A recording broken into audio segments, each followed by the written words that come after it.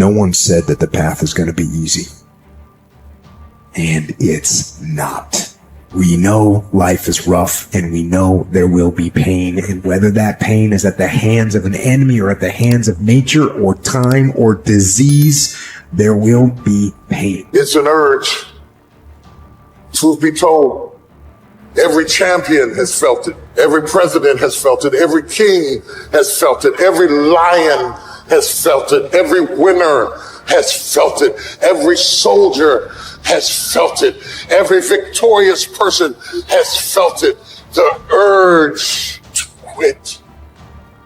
Often when people are embittered and resentful and feel like they're victims, it's because really awful things have happened to them. Now, not always, but often. And so then the question is, well, if you're in a situation and something really awful is happened to you or has happened to you, then, well, why shouldn't you feel like a victim? And is there a better alternative? Thousands have come before you and they did just fine. So quit your complaining. And it's not because you have nothing to complain about. That's not the case. It's that that's not the right approach. The fact is, and this is such an optimistic fact, as well as a judgment in some sense, the fact is that if someone else can do it, so can you.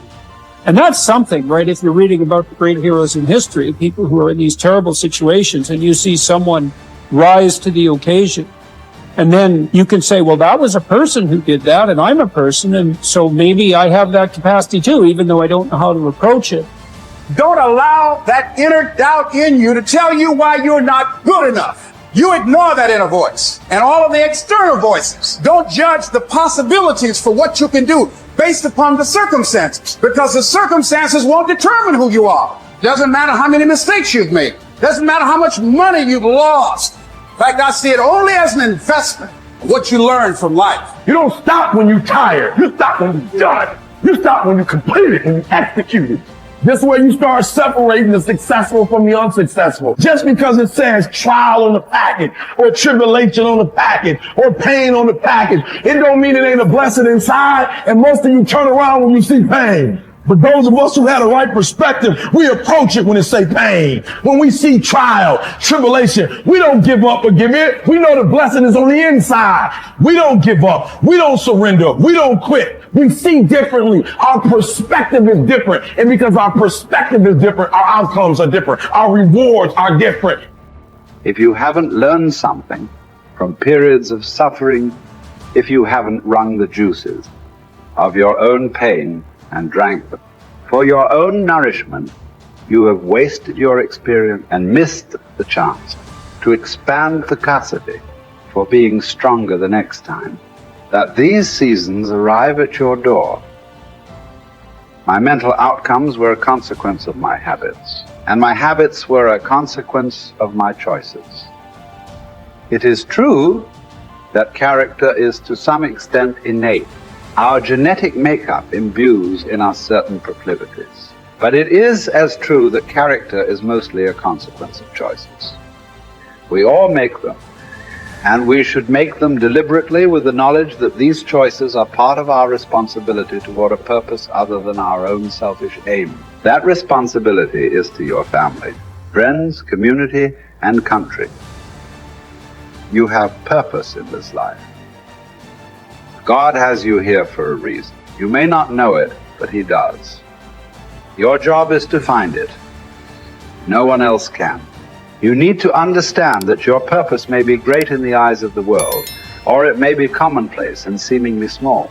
Your purpose might be your family, your children. Your purpose might be tutoring a child and changing their life. Your purpose might be the business you started. Your purpose might be cleaning up your block. Your purpose might be in the help you give others. Your purpose might be in the example you set. Only you and God know. Only you and God need to know. Search until you find it. And until then, act as if you have it, because you're wasting time otherwise. There's something in you that wouldn't allow you to stop. Dr. Howard Thurman, he said there's something in each and every one of you that waits and listens to the voice of the genuine in yourself. It will be perhaps the only guide you will ever have.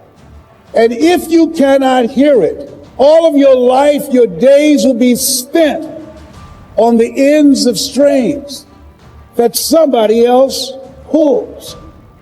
And I say to you, the reason you showed up, even though you couldn't afford to be here, the reason you drove hundreds of miles, flew around the world, there's something in you, in your heart of hearts, that said, I'm not going to let anybody pull my strings. That said, I'm going to control my own personal economy. It said, I've got a dream I want to achieve. I want my children to have a choice of the kind of education that they want. That said, I am the captain of my ship. That said, I'm going to control my destiny. And whatever it takes, I'm willing to do the work. 1961. President John F. Kennedy had a decision to make. The decision was whether or not to call a news conference and tell the world the United States was going to go to the moon. And I submit to you that the decision to do that was very risky. And what governed his thinking is what governed your thinking when you decided, I'm going to do this. See, the technology did not exist. The answer of what will it take did not exist. No one had ever done it before. But he made a decision. He looked at Werner von Braun, the most brilliant scientist of that day. And he said, Werner, what will it take for us to go to the moon?